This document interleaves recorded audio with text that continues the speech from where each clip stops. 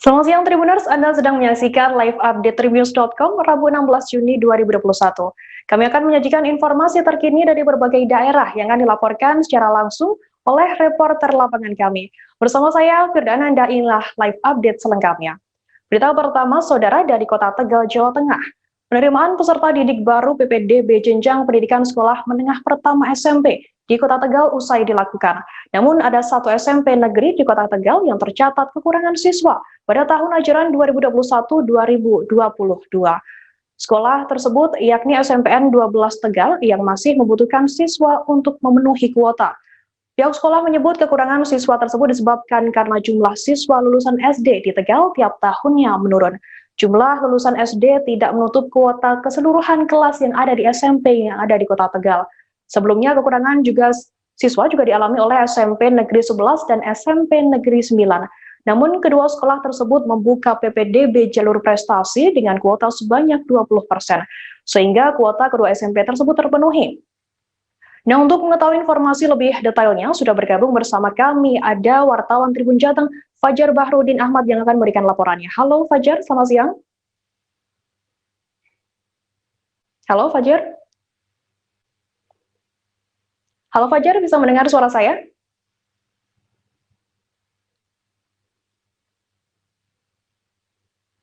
Fajar, halo? Sudah. Oke Fajar.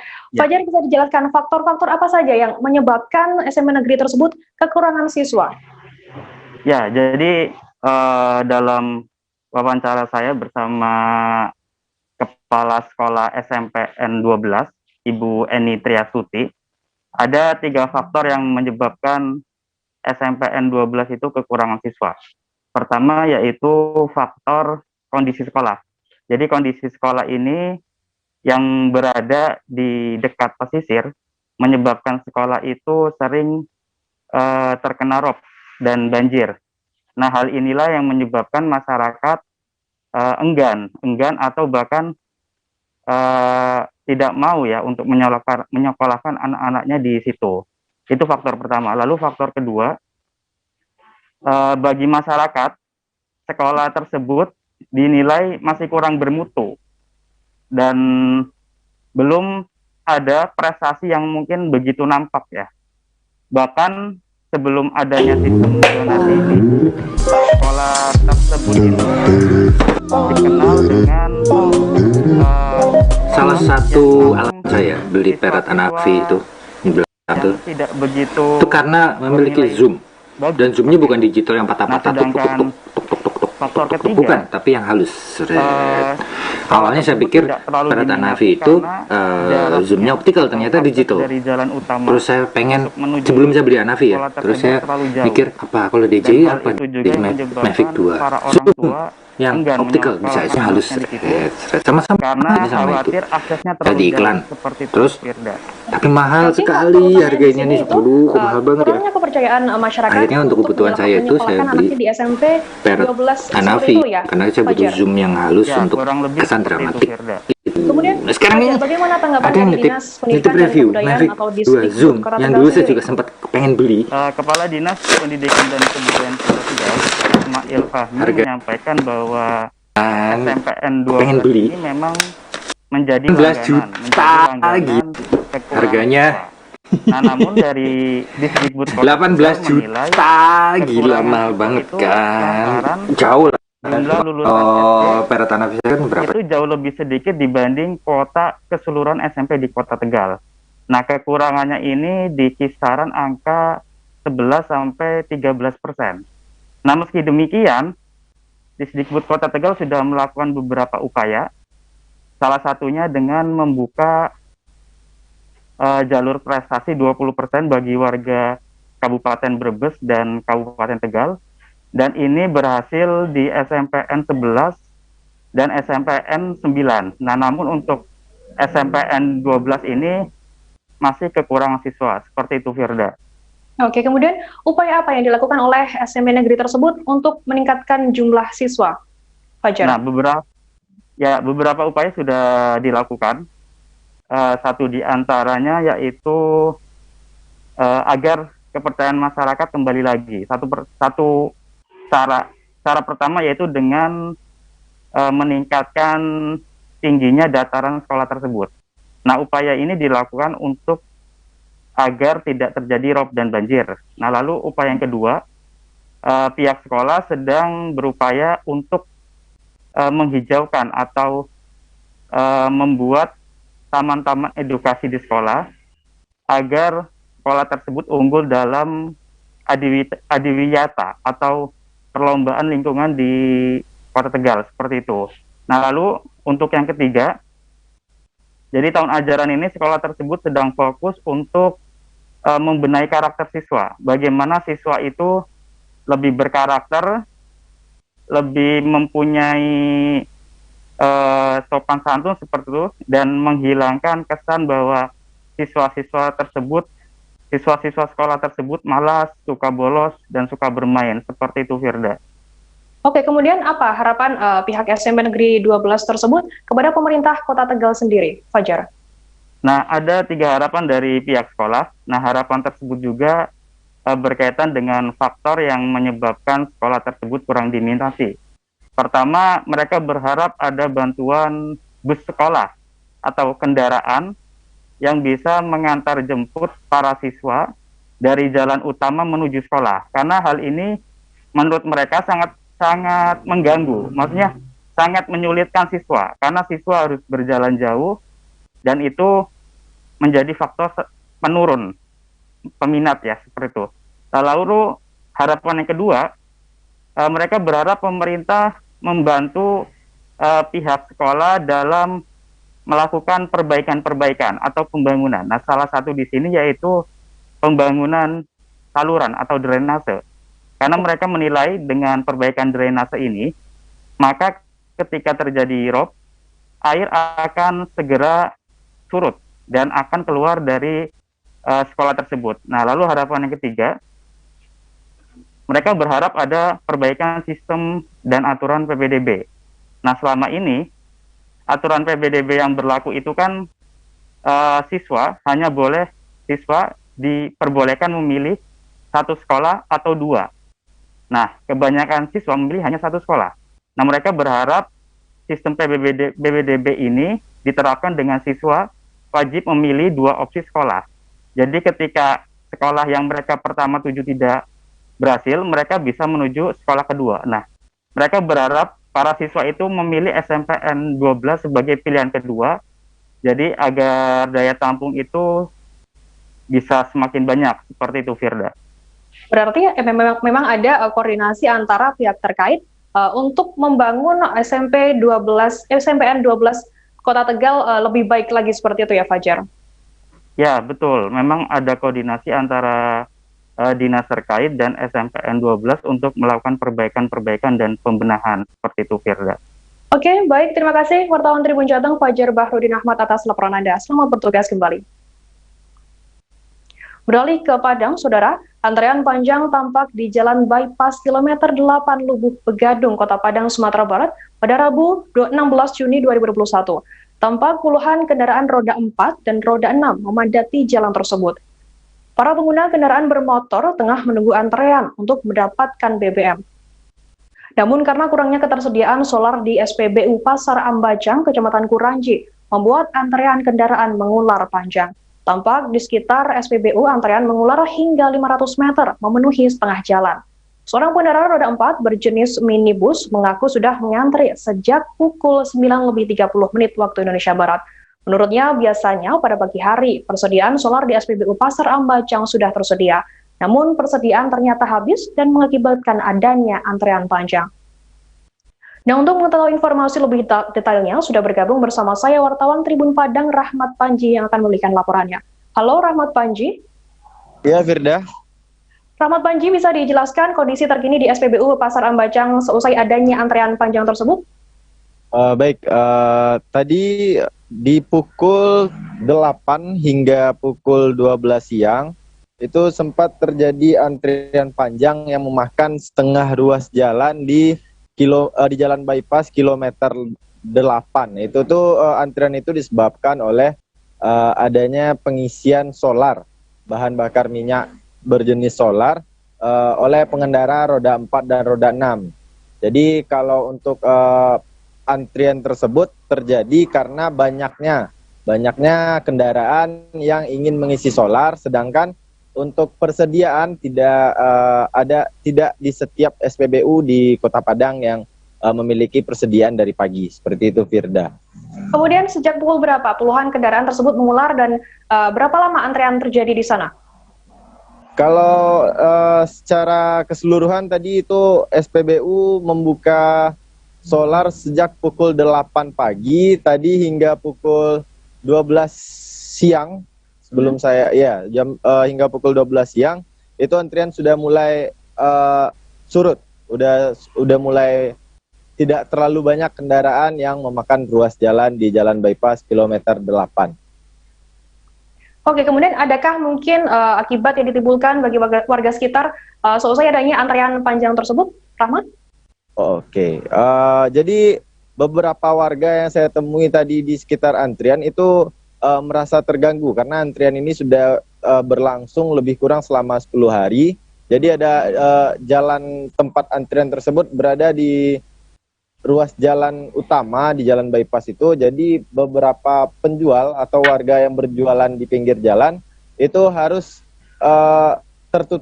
terpaksa ditutup oleh antrian kendaraan roda 4 dan roda 6 yang lebih kurang bisa mencapai 500 meter tersebut. Jadi warga sedikit mengeluh karena tentu toko mereka tidak kelihatan oleh para pembeli yang melintasi jalan tersebut.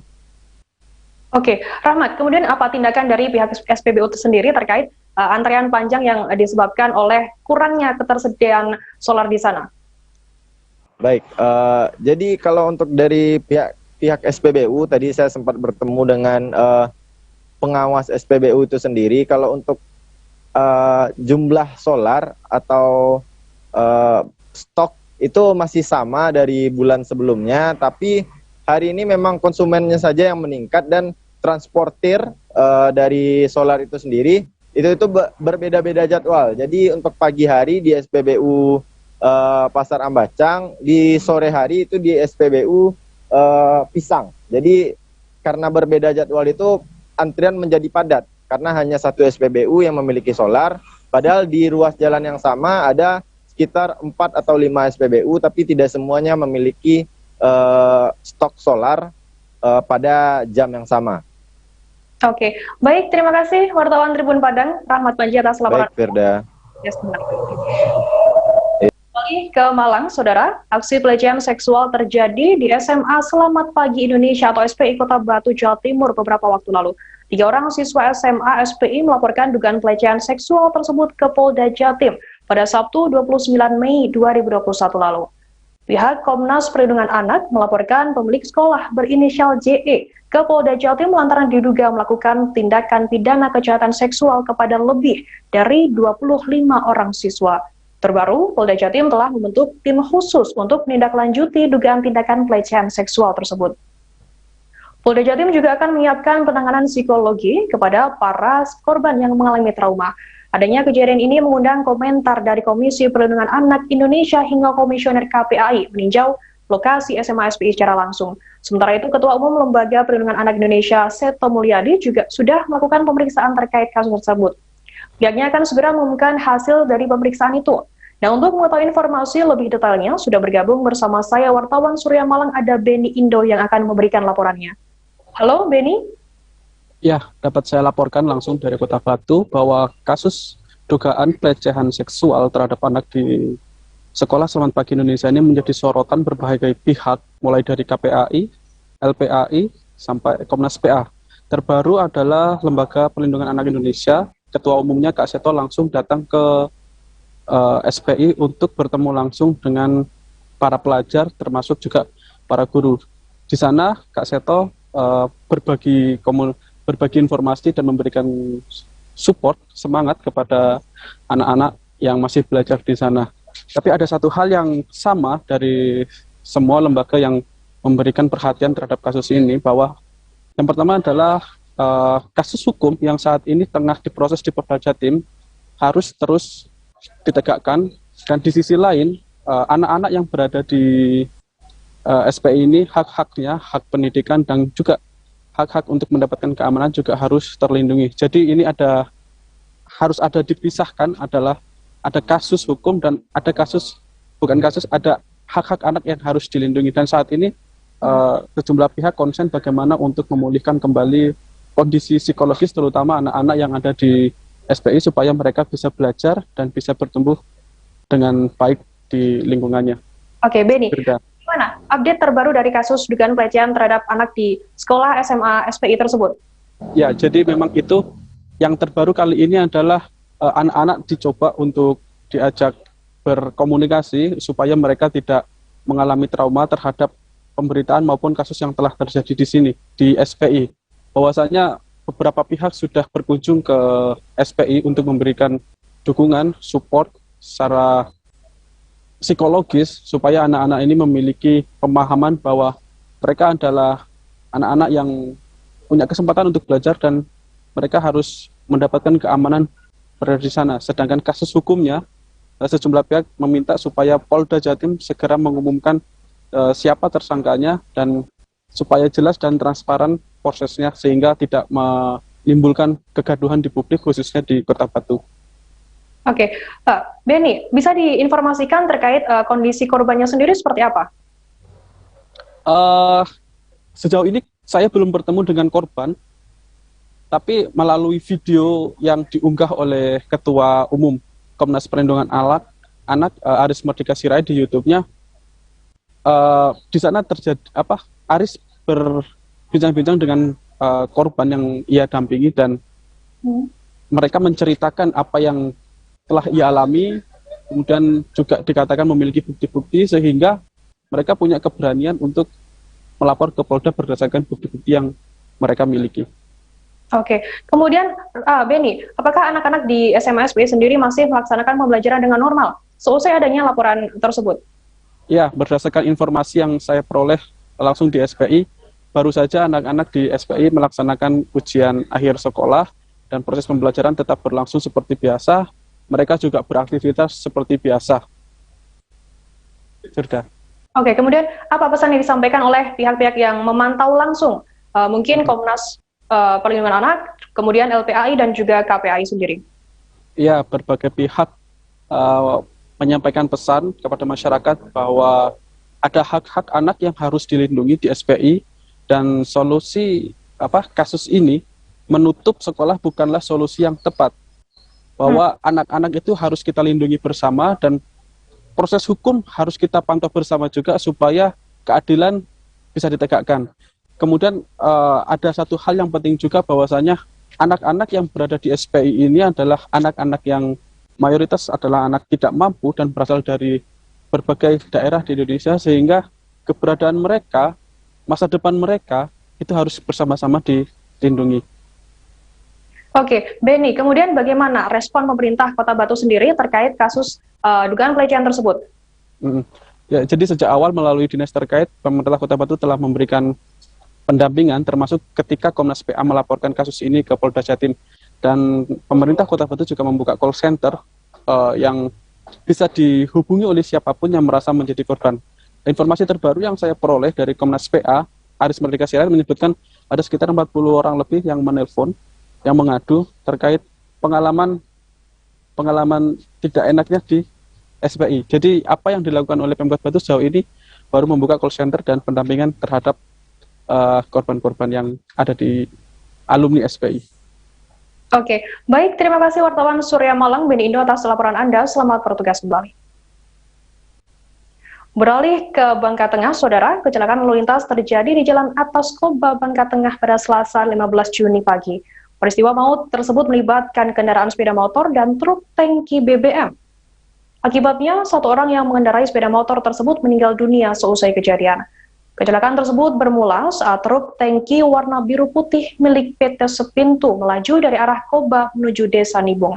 Sementara itu, sepeda motor Honda Beat hitam yang dikendarai oleh Liuk Cicin, 60 tahun bermaksud hendak putar arah. Pengendara motor menyeberang ke arah kanan atau ke arah Desa Nibung. Namun karena jarak yang terlalu dekat, kecelakaan antara truk tangki dan sepeda motor tak terhindarkan. Liuk Ci yang mengalami luka parah kemudian dibawa ke RSUD Bangka Tengah untuk perawatan intensif. Nahas, korban meninggal dunia akibat pendarahan yang hebat akibat terlindas truk tersebut. Sementara sopir truk tangki Arzali 41 tahun dan penumpangnya Arvinova Ramadan 19 tahun mengalami luka-luka. Keduanya dibawa ke RSUD Bangka Tengah untuk perawatan intensif. Nah, untuk mengetahui informasi lebih detailnya, sudah bergabung bersama saya, wartawan Bangka Pos, ada Sela yang akan memberikan laporannya. Halo, selamat siang Sela. Selamat siang, Firda. Sela, bisa dijelaskan di mana tepatnya kejadian kecelakaan tersebut terjadi? Baik Mbak Firda, terima kasih. Untuk informasi kejadian laka lantas antara mobil truk tangki yang bermuatan bahan bakar minyak dengan pengendara sepeda motor jenis Honda Beat ini terjadi di Jalan Kenanga Atas, Koba, Bangka Tengah, tepatnya di depan Apotik Sehat, di mana kejadian ini terjadi pada pukul 10 waktu Indonesia Barat pagi Selasa, di mana akibat kejadian ini mengakibatkan korban meninggal dunia. Berdasarkan informasi dari pihak kepolisian, Satlantas Polres Bangka Tengah, Ibtu Ellen, menjelaskan bahwa kejadian ini bermula ketika pengendara truk hendak melaju dari arah Bundaran Toba menuju ke Desa Nibung. Sementara kemudian kendaraan bermotor ini yang dikendari oleh AMA ini hendak melakukan mutar balik, melakukan putar arah yang mengakibatkan kecelakaan ini, tabrakan ini tidak dapat dihindari, di mana pada saat kejadian tersebut korban ini langsung terpental dan masuk ke dalam bawah truk ini, dan bagian kaki korban ini tertindas langsung bagian ban mobil truk ini. Oke, kemudian bagaimana kondisi korban, bisa dijelaskan untuk update-nya seperti apa? Nah, untuk kondisi korban ini, setelah dilakukan evakuasi oleh pihak kepolisian, korban ini langsung dialihkan ke Rumah Sakit RSUD Bangka Tengah untuk dilakukan penanganan lebih lanjut, di mana berdasarkan keterangan dari pihak dokter, korban ini mengalami luka pada bagian pinggul sampai dengan bagian kakinya, mengalami luka berat, di mana korban ini sempat dilakukan penanganan oleh pihak Rumah Sakit RSUD Bangka Tengah selama kurang lebih 6 jam. Namun setelah sekira pukul 4 sore, korban ini dinyatakan meninggal dunia. Berdasarkan keterangan dari pihak dokter sendiri, korban ini mengalami meninggal dunia disebabkan karena mengalami pendarahan berat. Oke, kemudian bagaimana keterangan dari pihak kepolisian terkait adanya kecelakaan tersebut? Sela? Ya, berdasarkan keterangan pihak kepolisian saat ini, pihak kepolisian sendiri masih melakukan olah TKP lebih lanjut, di mana berdasarkan keterangan dari saksi, pihak kepolisian menyebutkan bahwa kendaraan yang mobil truk ini mengendara dengan laju kecepatan kurang dari 60 km per jam, Mbak. Oke, baik Sela. Nah, baik Tribuners, tadi jurnalis kami juga sempat melakukan wawancara dengan pihak terkait. Nah, berikut liputannya untuk Anda. Sementara kronologinya pada saat pukul 10 kendaraan tangki sedang melaju dari arah Bundaran Koba menuju Nibung. Kemudian secara mendadak kendaraan roda 2 pengendara Honda Beat itu memutar balik dan akhirnya tabrakan tidak terhindarkan seperti itu.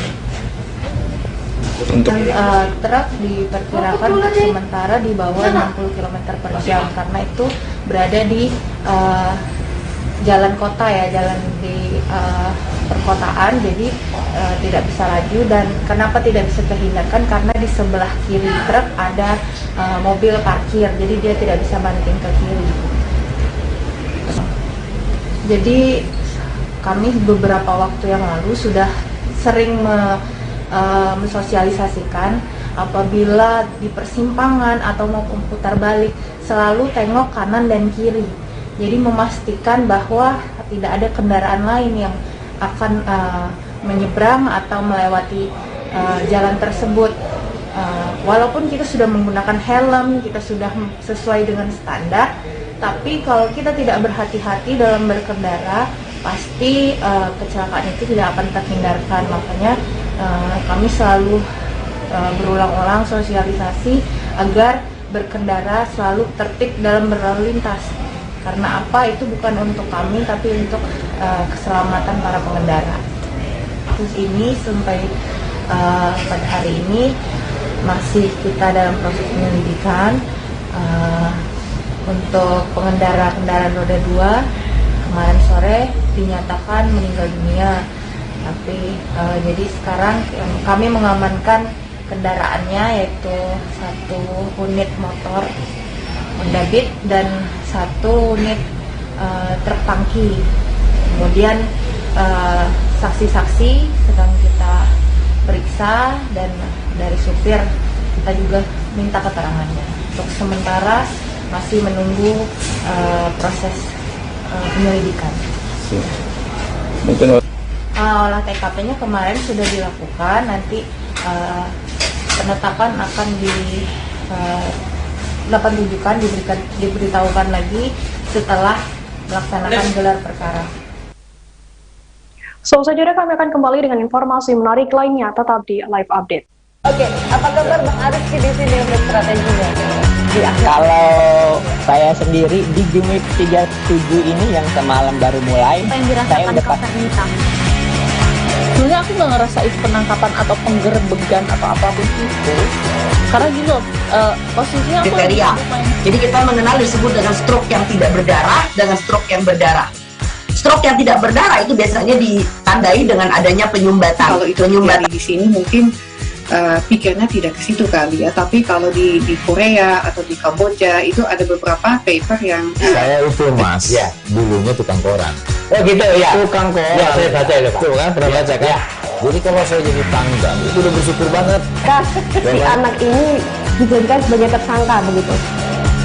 Ya kalau ini kita bicara yang di luar kasus Sebongombo ya. Kenal dengan nama hujan shower, di mana terdapat batas jelas antara daerah hujan dan tidak hujan yang biasanya terjadi pada fase awal mature stage atau tahap berbahaya itu Kang.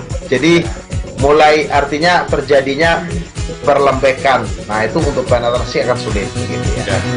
Dok, saya ini menurut saya memang tidak mudah, bukan urusan tanah diambil. Kalau misalnya Amerika Serikat sekarang, Rasulullah mengatakan dalam sebuah hadis bahwa berpuasa di 6 hari Syawal itu. Oke, apa kabar Bang Ariski di sini untuk strateginya? Kalau saya sendiri di Gimik 37 ini yang semalam baru mulai, saya udah hitam. Sebenarnya aku nggak ngerasa itu penangkapan atau penggerbegan atau apapun itu, karena gini loh, posisinya aku kriteria. Jadi kita mengenal disebut dengan stroke yang tidak berdarah dengan stroke yang berdarah. Stroke yang tidak berdarah itu biasanya ditandai dengan adanya penyumbatan. Kalau itu penyumbatan di sini mungkin pikirnya tidak ke situ kali ya, tapi kalau di Korea atau di Kamboja itu ada beberapa paper yang saya itu mas, ya dulunya tukang koran. Oh gitu ya, Tukang koran. Ya saya baca ya Pak. Tuh kan pernah baca kan? Ya. Jadi kalau saya jadi pangdam itu udah bersyukur banget. Si anak ini dijadikan sebagai tersangka begitu. Ya kalau ini kita bicara yang di luar kasus Sebongombo ya. Kenal dengan nama hujan shower, di mana terdapat batas jelas antara daerah hujan dan tidak hujan yang biasanya terjadi pada fase awal mature stage atau tahap berbahaya itu Kang. Jadi mulai artinya terjadinya perlembekan. Nah itu untuk penetrasi akan sulit gitu ya. Dok, saya ini menurut saya memang tidak mudah, bukan urusan tanah diambil. Kalau misalnya Amerika Serikat sekarang, Rasulullah mengatakan dalam sebuah hadis bahwa berpuasa di 6 hari Syawal itu. Oke, apa kabar Bang Ariski di sini untuk strateginya? Kalau saya sendiri di Gimik 37 ini yang semalam baru mulai, saya udah hitam. Sebenarnya aku nggak ngerasa itu penangkapan atau penggerbegan itu, karena gini loh, posisinya aku kriteria. Jadi kita mengenal disebut dengan stroke yang tidak berdarah dengan stroke yang berdarah. Stroke yang tidak berdarah itu biasanya ditandai dengan adanya penyumbatan. Kalau itu penyumbatan di sini mungkin pikirnya tidak ke situ kali ya, tapi kalau di Korea atau di Kamboja itu ada beberapa paper yang saya itu mas, ya dulunya tukang koran. Oh gitu ya, Tukang koran. Ya saya baca ya Pak. Tuh kan pernah baca kan? Ya. Jadi kalau saya jadi Pangdam itu udah bersyukur banget. Si anak ini dijadikan sebagai tersangka begitu. Ya, kalau ini kita bicara yang di luar kasus Situbondo ya. Dengan nama hujan shower, di mana terdapat batas jelas antara daerah hujan dan tidak hujan yang biasanya terjadi pada fase awal matur. Terima kasih Anda masih bersama kami di Live Update. Saudara, beralih ke berita selanjutnya, 2 organisasi kemasyarakatan pemuda atau OKP di Percut Setuan Deli Serdang, Sumatera Utara terlibat bentrokan. Kemarin, Selasa 15 Juni 2021, bentrokan dipicu oleh kasus perebutan lahan seluas 4 hektar. Keduanya sama-sama mengklaim lahan mereka, sehingga bentrok tak terhindarkan. 2 OKP tersebut yakni Pemuda Pancasila atau PP dan Ikatan Pemuda Karya atau IPK. Ratusan orang dari 2 organisasi kemasyarakatan pemuda tersebut terlibat bentrok di Jalan Cemarakuta. Mereka saling menyerang dengan melempar batu secara membabi buta. Akibatnya, 1 rumah warga mengalami kerusakan. Kaca rak aluminium milik seorang warga pecah akibat terkena lemparan batu. Tak hanya itu, 1 mobil angkutan umum juga mengalami kerusakan akibat lemparan batu dari kedua OKP. Pihak kepolisian berjanji akan menindak tegas anggota PP dan IPK yang terlibat pengerusakan. Kepolisian juga mengimbau apabila ada warga sekitar yang menjadi korban diminta agar segera melapor ke pihaknya. Nah, untuk mengetahui informasi lebih detailnya, sudah bergabung bersama saya wartawan Tribun Medan, ada Freddy yang akan memberikan laporan. Halo Freddy. Ya, halo Vira. Freddy, bisa dijelaskan bagaimana bentrokan antara kedua organisasi kemasyarakatan pemuda di sana? Ya baik, Firda dan juga pemirsa, bentrokan yang terjadi antara 2 OKP Pemuda Pancasila dan Ikatan Pemuda Karya itu bermula saat kedua belah pihak itu saling mengklaim tanah ex PTPN seluas 4 hektar di daerah Percut Setuan Kabupaten Deli Serdang, di mana pada saat itu ada kelompok tani yang juga mengklaim tanah tersebut itu milik mereka. Namun pada saat itu juga Firda, kelompok dari Pemuda Pancasila justru kembali mengklaim dengan membangun tembok di area sekitar. Namun karena tidak senang atas tindakan yang dilakukan oleh Pemuda Pancasila, kelompok tani tersebut bergabung dengan organisasi Ikatan Pemuda Karya, lalu terjadilah bentrok antara kedua belah pihak yang menyebabkan 1 rumah makan itu rusak dan 1 angkutan umum rusak dan 1 kendaraan roda 2 rusak dan 1 warga mengalami luka-luka, Firda. Oke, kemudian dari terjadinya bentrok tersebut mungkin ada dampak yang terjadi di masyarakat, mungkin ada korban jiwa mungkin, atau ada kerugian apa saja yang terjadi setelah bentrok di sana? Ya, baik Firda, saya jelaskan bahwa tidak ada korban jiwa dalam peristiwa tersebut, tapi dipastikan 1 kaca styling atau rak untuk pemajang makanan itu mengalami rusak dan 1 mobil angkutan umum itu rusak dan 1 orang mengalami luka-luka. Tapi akibat peristiwa tersebut, 1 orang luka-luka tersebut sudah dibawa ke klinik oleh pihak Polsek Percut Setuan, dan tadi malam Polsek Percutuan langsung menghubungi ketua dari para OKP itu dan melakukan mediasi, dan mereka menyetujui bahwa ganti rugi itu langsung diserahkan dari pihak OKP maupun langsung kepada warga, Vira. Oke, kemudian bagaimana situasi pasca bentrok? Mungkin adakah yang ditangkap pelaku dari perusakan?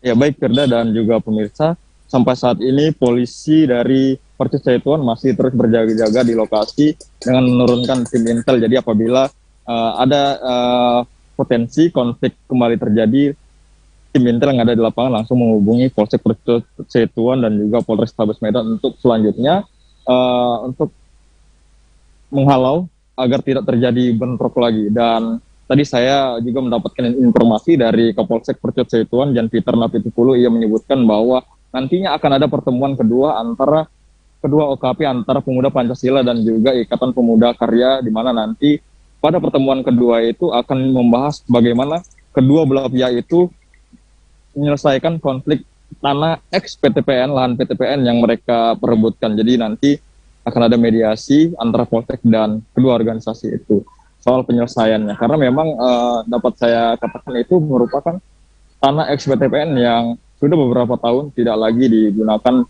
dari segi untuk pertanian seperti sebelum-sebelumnya, Firda. Oke, baik Tribuners, tadi jurnalis kami juga sempat melakukan wawancara dengan Kapolsek Percut Setuan AKP Jan Peter Napitupulu, dan berikut liputannya untuk Anda. Situasi sudah kembali, ya tadi terjadi bentrok antara IPK dua organisasi, Pemuda Pancasila dan IPK ataupun DPRP. Untuk saat ini saya bisa kendalikan kepada warga yang mungkin ada korban atau kerugian, saya minta untuk melapor ke Polsek untuk kita telanjuti apa yang dilakukan hari ini, saat ini pengerusakan ataupun ada luka masyarakat, maka ketua harus bertanggung jawab. Ketuanya akan saya panggil, ya. Jadi tindakan tegas kepolisian Persatuan akan melakukan tindakan tegas. Apa Pak pemicu terjadinya bentrokan tadi Pak? Pemicu terjadinya bentrok antara dua organisasi ini dikarenakan adanya lahan. Merasa kedua organisasi tersebut mengklaim memiliki lahan tanah seluas 4 hektar lebih. Beralih ke berita selanjutnya, Saudara, pihak kepolisian Polda Kalsel dan Polda Kaltim melakukan pengejaran terhadap 2 buron yang melarikan diri sejak petang pada Selasa 15 Juni. Petugas sempat melesatkan tembakan peringatan di Kecamatan Samboja, Kabupaten Kutai Negara atau Kukar. 2 buronan tersebut berasal dari Kalimantan Selatan dan kabur ke Kukar. Akibat dari pengejaran tersebut, petugas sempat mengeluarkan tembakan peringatan. Suara tembakan terakhir terdengar sekira pukul 18:30 waktu Indonesia Tengah. Warga Kelurahan Sungai Merdeka, Kecamatan Samboja, Kabupaten Kukar juga mengaku mendengar adanya suara tembakan yang terjadi pada sore hari sekira pukul 4 sore pada Selasa 15 Juni kemarin. Sedikitnya ada belasan personil gabungan yang tengah bersiaga. Adapun penjagaan dilakukan di titik kawasan kilometer 39, Kelurahan Sungai Merdeka, Samboja, Kabupaten Kukar. Dari pengejaran tersebut dilakukan secara terpisah demi mempersempit ruang kabur bagi tersangka. Sebagian personil juga terlihat berjaga di jalur-jalur tikus. Nah, untuk mengetahui informasi lebih detailnya, sudah bergabung bersama saya wartawan Tribun Kaltim ada Aris Joni yang akan memberikan laporannya. Halo, selamat siang Aris. Selamat siang, Frida di studio. Aris, bisa dijelaskan bagaimana perkembangan terkini pencarian buronan yang kabur ke Kukar tersebut? Terima kasih. Untuk perkembangan saat ini, pihak kepolisian dan aparat pemerintah di kelurahan tersebut maupun di kecamatan masih terus melakukan penjagaan wilayah sekitar pelarian 2 buronan yang dikejar oleh pihak kepolisian tersebut. Nah, untuk saat ini, kedua buronan itu masih belum ditangkap dan masih dalam proses pencarian.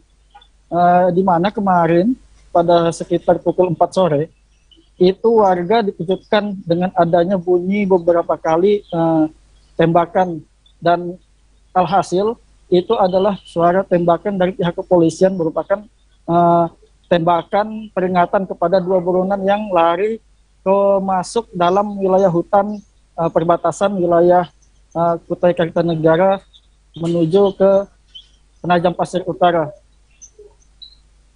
Oke, kemudian tadi Anda menjelaskan ada terdengar suara tembakan. Apakah suara tembakan tersebut ada adu tembak atau itu hanya dari pihak kepolisian saja atau dari buronan juga menembakkan senjata api kepada polisi? Seperti apa? Berdasarkan konfirmasi dari Lurah Sungai Merdeka, Pak Agus Santosa, beliau mendapatkan info dari Kapolsek Samboja bahwa itu bukan suara tembak-menembak, melainkan suara tembakan peringatan dari pihak kepolisian agar 2 buronan tersebut tidak melarikan diri. Tapi kedua buronan tersebut masih nekat untuk melarikan diri ke dalam hutan. Seperti itu. Oke, kemudian mungkin ada imbauan dari pihak berwenang kepada warga sekitar terkait buronan kabur ke hutan di sekitar pemukiman warga di sana. Ya, petugas kepolisian beserta aparat pemerintah di kecamatan dan kelurahan sudah menginstruksikan kepada setiap warga dan RT untuk tidak menerima tamu yang tidak dikenal ketika ingin menumpang atau menginap di rumah warga tersebut, dan juga warga diminta untuk lebih waspada terhadap orang yang baru dilihat. Ketakutannya orang tersebut bisa jadi adalah 2 buronan yang sedang dicari oleh polisi. Oke, baik. Terima kasih wartawan Tribun Kaltim Aris Joni atas laporan Anda. Selamat bertugas kembali. Beralih ke Ambon, Saudara, Kejaksaan Negeri Ambon akan melelang barang bukti hasil sitaan terpidana kasus korupsi BNI Cabang Ambon. Kasus korupsi tersebut diketahui dilakukan oleh Faradi BCS yang kini menjadi terpidana tindak pidana pencucian uang atau TPPU. Para terpidana kasus tersebut yakni Faradi Yusuf, Marce Muskita, Kristiantus Rumah Lewang, Yosep Maitimu, Soraya Pelu, Andi Yahrizal Yahya, William Ferdinandus, dan satu orang terdakwa lainnya yakni Tata Ibrahim yang saat ini sedang menjalani proses kasasi. Barang bukti yang akan dilelang yakni 11 rumah, 8 buah mobil, dan 1 buah cincin berlian milik Faradiba. Selain itu, Kejari Ambon juga mengembalikan kerugian keuangan negara sebesar Rp2.693.200.000 yang didapat dari para terpidana dan terdakwa. Barang bukti berupa uang itu akan langsung distor ke kas negara melalui rekening kas negara di Bank Rakyat Indonesia atau BRI. Para terpidana saat ini tengah menjalani masa penahanan yang bervariasi. Mereka juga divonis mengembalikan kerugian keuangan negara dengan nilai berbeda. Nah, untuk mengetahui informasi lebih detailnya, sudah bergabung bersama saya wartawan Tribun Ambon ada Tanita Patiasina yang akan memberikan laporannya. Halo Tanita. Halo Tanita. Oke. Tanita, boleh diceritakan tentang kasus Faradi BCS ini yang berapa banyak kerugian keuangan negara yang terjadi? Ya, baik Firda, kasus ini memang sempat menggemparkan warga Kota Ambon bahkan Provinsi Maluku karena nilainya yang cukup besar, dan pada tahun 2019 awalnya itu ada audit internal dari pusat dan diketahui adanya transaksi dan investasi yang tidak wajar yang dilakukan oleh Faradi Yusuf yang saat itu menjabat sebagai Wakil Kepala BNI Cabang Ambon.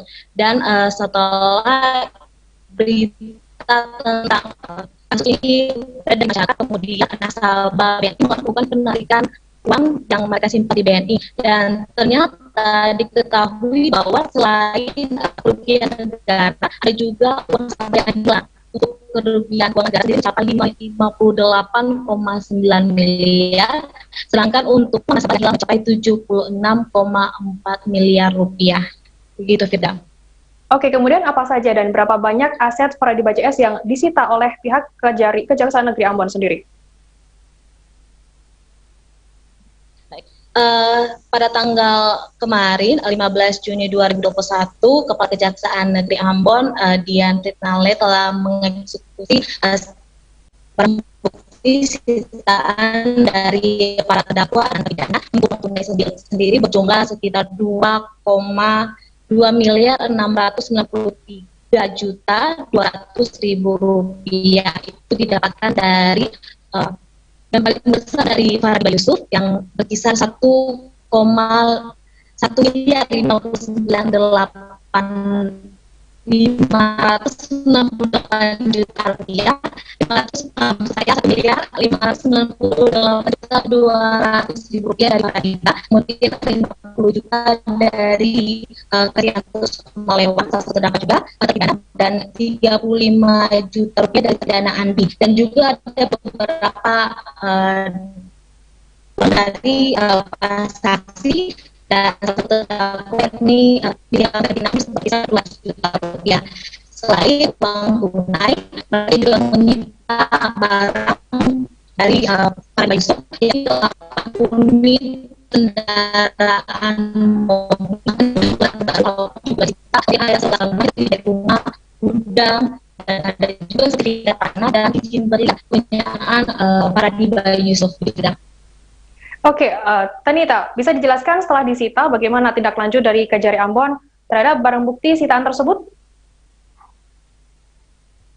Tanita? Baik, Firda, untuk uang tunai. Baik, Firda, untuk uang senilai 2,693 miliar tadi sudah dilakukan pemindahan ke Bank BRI untuk disimpan di rekening negara. Sedangkan untuk barang bukti tadi yang berupa rumah, mobil, kemudian cincin, itu akan dilakukan pelelangan. Namun pelelangan masih belum bisa dilakukan. Mereka akan melakukan pelelangan setelah adanya koordinasi dengan KPK. Oke, kemudian saat ini bagaimana proses hukum yang sedang dihadapi para terpidana dan terdakwa tersebut di sana? Untuk proses hukum sendiri sudah dijalani untuk 7 terdakwa seperti Fahri Yusuf itu akan menjalani hukuman selama 20 tahun. Memang variasi proses hukumnya kali Fahri Yusuf 20 tahun, Soraya Peru sekitar 15 tahun untuk ponisnya. Kemudian Marce Muskita dan terpidana Andi Yahya itu masing-masing 7 tahun. Untuk Kristiantus Rumah Lewang dan Joseph Maitimu selama 18 tahun. Dan William Katerina itu selama 15 tahun. Sedangkan untuk Tata Ibrahim sedang menjalani proses kasasi dan saat ini juga tetap ditahan dan berada di rutan kelas 2 Ambon. Itu sudah. Oke, baik Tribuners, tadi jurnalis kami juga sempat melakukan wawancara dengan Kepala Kejaksaan Negeri Ambon, Dian Fritsnalia, dan berikut liputannya untuk Anda. Nah, ini nanti barang-barang bukti ini akan kita lakukan perhitungan kerugian keuangan negara, pelelangan melalui tafsiran KPKLN, dan akan kami lelang. Mudah-mudahan dalam waktu dekat setelah ada koordinasi dengan KPKLN, kita akan melakukan pelelangan. Jadi kenapa kita hadirkan juga pihak BRI pada sore hari ini, agar supaya barang bukti berupa uang ini setelah kita ambil dari penitipan di rekening pengadilan negeri, hari ini juga akan kami nyetor ke kas negara melalui BRI, rekening negara di rekening kas negara di BRI. Demikian. Kami akan kembali dengan informasi menarik lainnya tetap di live update. Oke, apa kabar Bang Arif di sini untuk strateginya? Kalau saya sendiri di Jumip 37 ini yang semalam baru mulai, saya udah pasti. Sebenarnya aku nggak ngerasa itu penangkapan atau penggerbegan atau apapun itu, karena gini loh, posisinya aku kriteria. Jadi kita mengenal disebut dengan stroke yang tidak berdarah dengan stroke yang berdarah. Stroke yang tidak berdarah itu biasanya ditandai dengan adanya penyumbatan. Kalau itu terjadi di sini mungkin pikirnya tidak ke situ kali ya, tapi kalau di Korea atau di Kamboja itu ada beberapa paper yang saya itu mas, ya dulunya tukang koran. Oh gitu ya, tukang koran. Ya saya baca ya Pak. Tuh kan pernah baca kan? Ya. Jadi kalau saya jadi pangdam itu udah bersyukur banget. Si anak ini dijadikan sebagai tersangka begitu. Ya kalau ini kita bicara yang di luar kasus Situbondo ya. Dengan nama hujan shower, di mana terdapat batas jelas antara daerah hujan dan tidak hujan yang biasanya terjadi pada fase awal mature stage atau tahap berbahaya itu Kang. Jadi mulai artinya terjadinya perlembekan. Nah itu untuk penetrasi akan sulit gitu ya. Dok saya ini menurut saya memang tidak mudah, bukan urusan tanah diambil. Kalau misalnya Amerika Serikat sekarang, Rasulullah mengatakan dalam sebuah hadis bahwa berpuasa di 6 hari Syawal itu. Oke, apa kabar Bang Arif di sini untuk strateginya? Kalau saya sendiri di Jumip 37 ini yang semalam baru mulai, saya udah pasti. Sebenarnya aku nggak ngerasa itu penangkapan atau penggerbegan atau apapun itu, karena gini loh, posisinya aku kriteria. Jadi kita mengenal disebut dengan stroke yang tidak berdarah dengan stroke yang berdarah. Stroke yang tidak berdarah itu biasanya ditandai dengan adanya penyumbatan. Kalau itu terjadi di sini mungkin pikirnya tidak ke situ kali ya, tapi kalau di Korea atau di Kamboja itu ada beberapa paper yang saya itu mas, ya dulunya tukang koran. Oh gitu ya, tukang koran. Ya saya baca ya Pak. Tuh kan pernah baca kan? Ya. Jadi kalau saya jadi pangdam itu udah bersyukur banget. Si anak ini dijadikan sebagai tersangka begitu. Ya kalau ini kita bicara yang di luar kasus Situbondo ya. Dengan nama hujan shower, di mana terdapat batas jelas antara daerah hujan dan tidak hujan yang biasanya terjadi pada fase awal mature stage atau tahap berbahaya itu Kang. Jadi mulai artinya terjadinya perlembekan. Nah itu untuk penetrasi akan sulit gitu ya. Dok saya ini menurut saya memang tidak mudah, bukan urusan tanah diambil. Kalau misalnya Amerika Serikat sekarang, Rasulullah mengatakan dalam sebuah hadis bahwa berpuasa di 6 hari Syawal itu. Oke, apa kabar Bang Arif di sini untuk strateginya? Kalau saya sendiri di Jumik 37 ini yang semalam baru mulai, saya udah sebenarnya aku nggak ngerasa itu penangkapan atau penggerbegan atau apapun itu, karena gini loh, posisinya aku kriteria. Jadi kita mengenal disebut dengan stroke yang tidak berdarah dengan stroke yang berdarah. Stroke yang tidak berdarah itu biasanya ditandai dengan adanya penyumbatan. Kalau itu terjadi di sini mungkin pikirnya tidak ke situ kali ya, tapi kalau di Korea atau di Kamboja itu ada beberapa paper yang saya itu mas, ya dulunya tukang koran. Oh gitu ya, tukang koran. Ya saya baca itu pak. Tuh kan pernah baca kan? Ya. Jadi kalau saya jadi pangdam itu udah bersyukur banget. Si anak ini dijadikan sebagai tersangka begitu. Ya kalau ini kita bicara yang di luar kasus Situbondo ya, dengan nama hujan shower, di mana terdapat batas jelas antara daerah hujan dan tidak hujan yang biasanya terjadi pada fase awal mature stage atau tahap berbahaya dewasa. itu Kang. Jadi mulai artinya terjadinya perlembekan. Nah itu untuk penetrasi akan sulit begitu ya. Dok, saya ini menurut saya memang tidak mudah, bukan urusan tanah diambil. Terima kasih Anda masih bersama kami di Live Update. Beralih ke berita selanjutnya, Saudara, antusiasme warga Kota Dumai, Provinsi Riau untuk vaksinasi COVID-19 lanjutan atau tahap kedua cukup tinggi. Itu terlihat dari antrean masyarakat yang mengular panjang untuk divaksin tahap 2 di Balai Sri Bunga Tanjung Jalan Putri 7, Kota Dumai pada hari ini, Rabu 16 Juni 2021. Kegiatan vaksinasi massal yang digelar ke Pemkab Dumai tersebut memiliki sasaran 50.000 orang. Pemkab Dumai menyebut 50.000 masyarakat Dumai harus sudah divaksin. Masyarakat yang divaksin tak dijejali syarat yang banyak, cukup membawa kartu vaksinasi dan KTP. Setelah dilakukan cek kesehatan dan dinyatakan sehat, petugas langsung menyuntikkan vaksin COVID-19.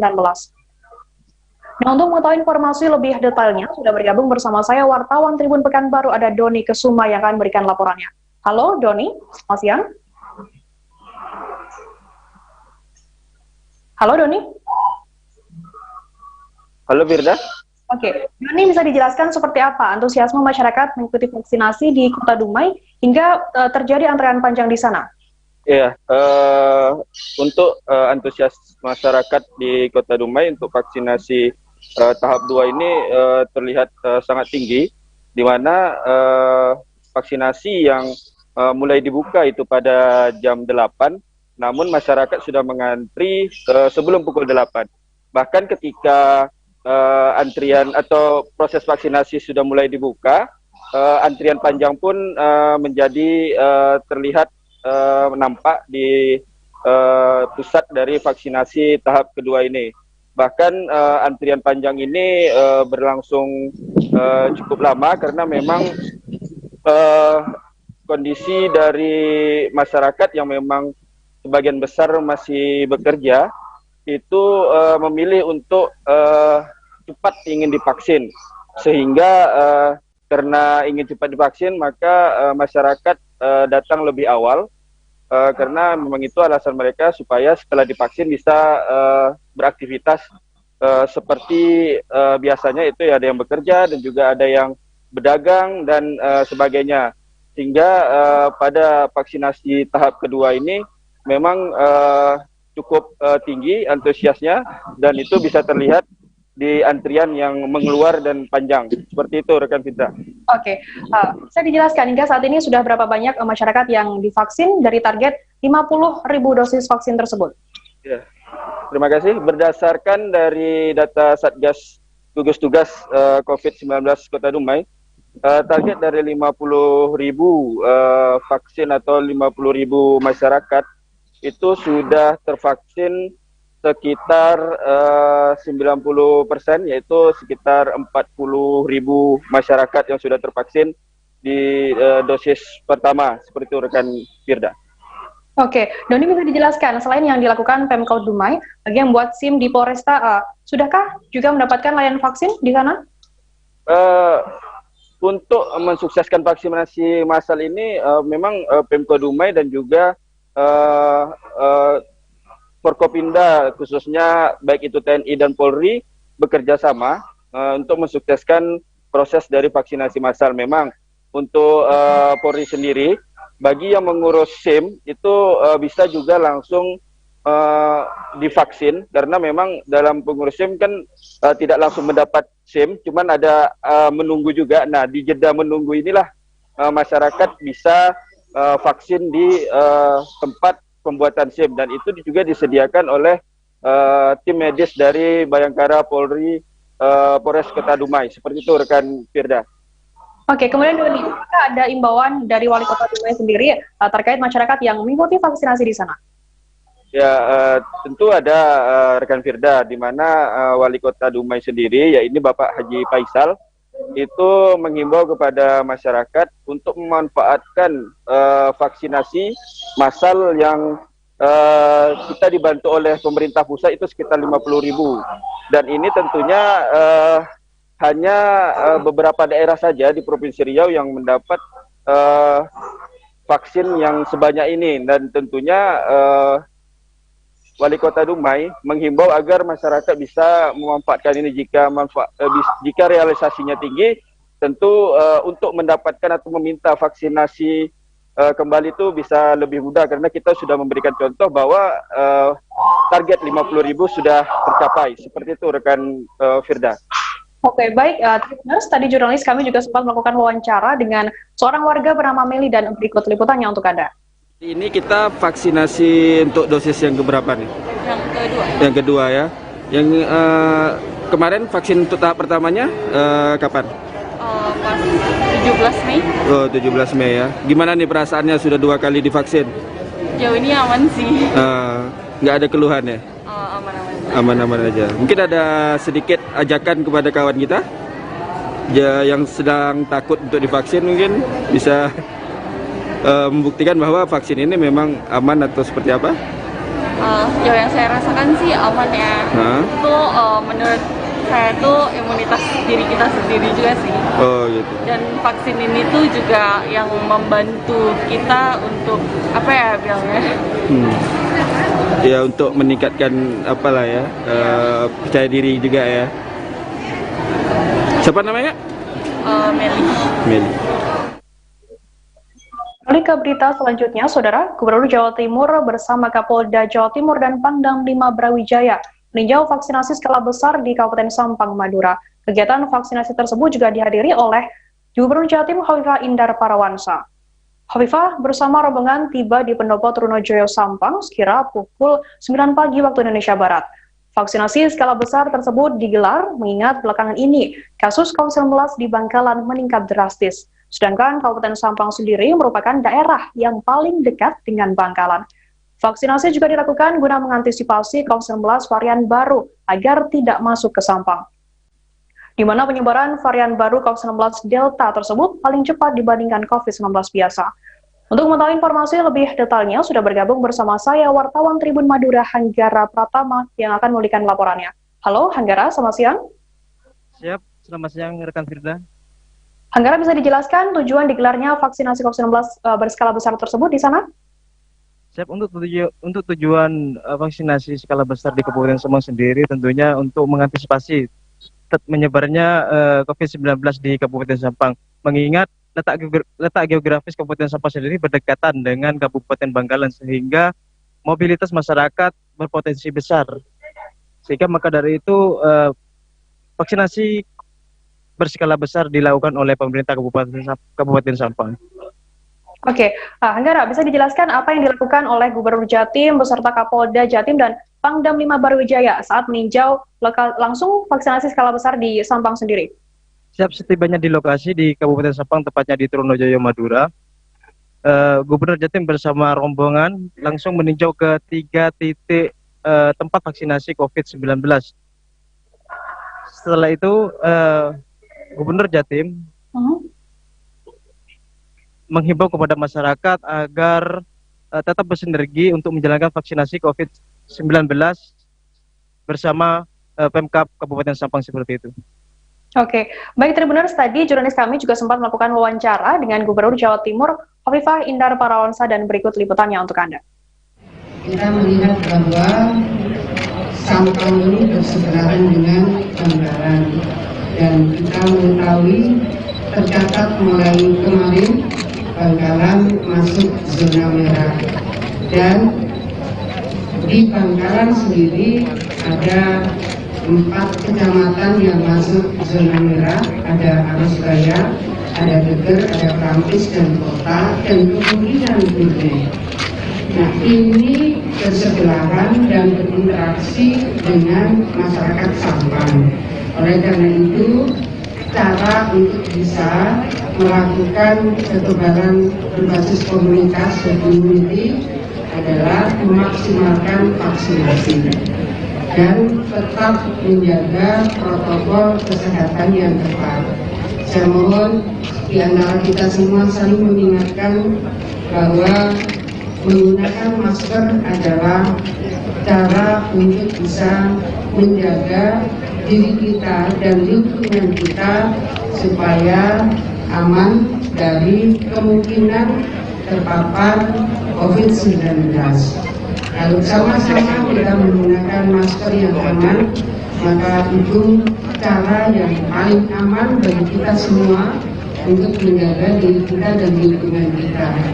Menjaga untuk tidak berkerumun, menjaga untuk mengurangi mobilitas, mencuci tangan. Ini salah satu dari cara-cara untuk bisa menjaga supaya diri kita sehat, lingkungan kita sehat. Jadi proses untuk bisa menegakkan protokol kesehatan diikuti dengan vaksinasi. Ini 2 pilar yang harus saling kita bangun keseiringannya. Beralih ke Cirebon, Saudara, PT KAI Daob 3 Cirebon memperpanjang jam operasional layanan tes Ginos di sejumlah stasiun.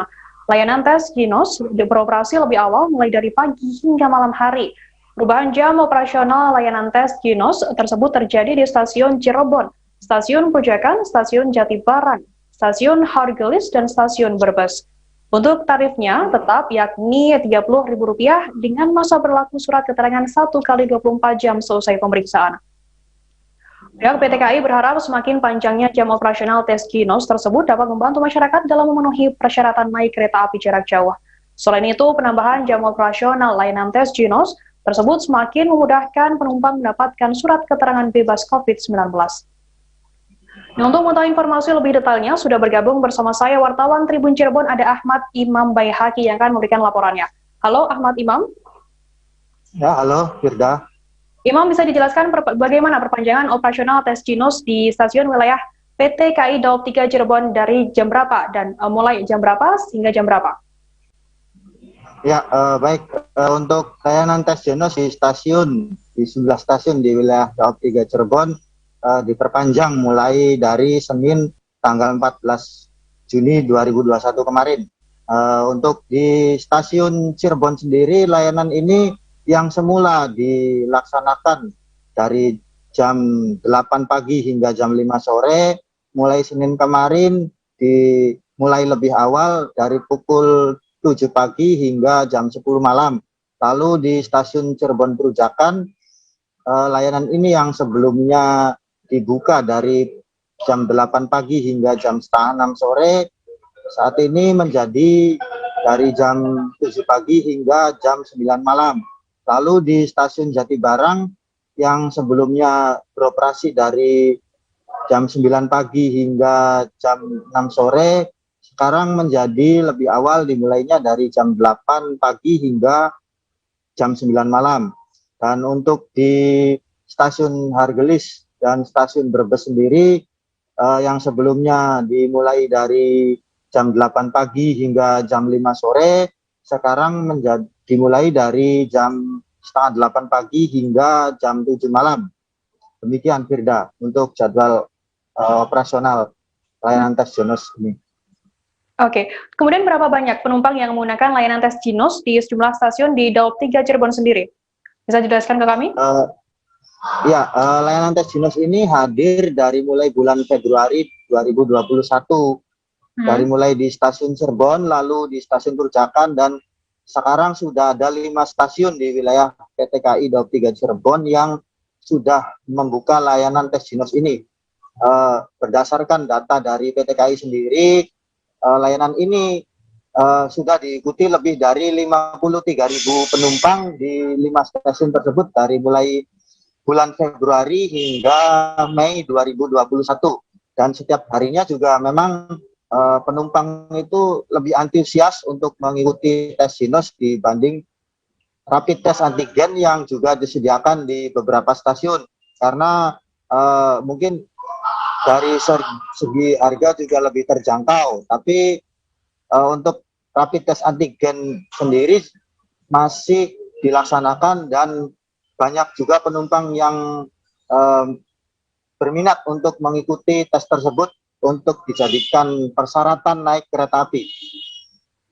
Oke, baik. Terima kasih wartawan Tribun Cirebon, Ahmad Imam Baihaqi atas laporan Anda. Selamat bertugas kembali. Nah, Tribuners, informasi tadi sekaligus menutup perjumpaan kita dalam live update hari ini. Masih di tengah pandemi, Tribuners, kami terus mengingatkan Anda untuk selalu menerapkan protokol kesehatan dimanapun Anda berada. Memakai masker, mencuci tangan, menjaga jarak, menghindari kerumunan, serta membatasi mobilitas dan juga interaksi. Dan saya Firda Anda beserta kru yang bertugas pamit undur diri. Terima kasih dan sampai jumpa. Jangan lupa like, subscribe, dan share ya!